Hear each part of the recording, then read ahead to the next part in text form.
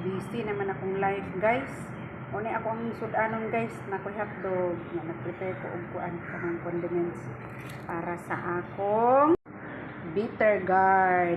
Dili na nato ni pugan ha, kay mawala ang sustansya. Ayaw jud ninyo pugi, guys. Aguntahan ninyo ang pait kay it's because the advantages of kuan kanang pait beneficial for our health. So ayaw jud ninyo pugi. Mawala raman ang pait, oy. Basta imuha nang maluto, nya maanad ka, dapat jud ka mukaon jud aning bitter gourd kay it's good for our heart and for our blood. Okay? So, pagluto na ta.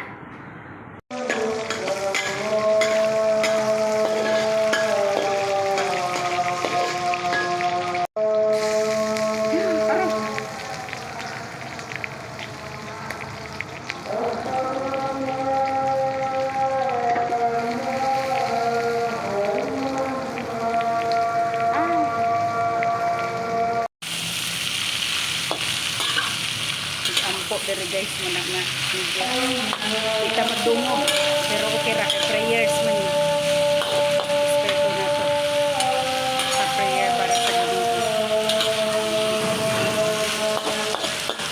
na luto ta ani kay para sa atong dugo kay pa dili ta mahutdan dugo kay sige ra tag talinugo dik taong ta aning tambal para sa dugo.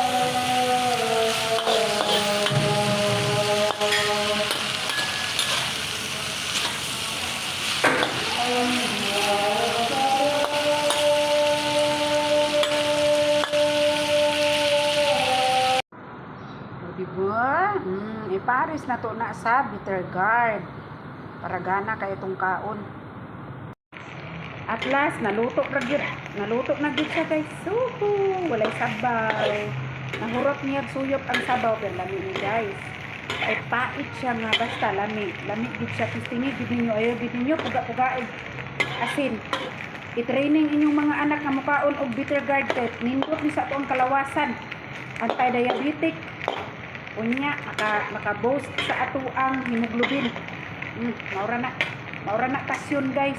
Thank you for watching. Hi, salamat Lord ng grasya. Dalay ko ikaw sa walay katapusan Lord God. In Jesus name. Amen.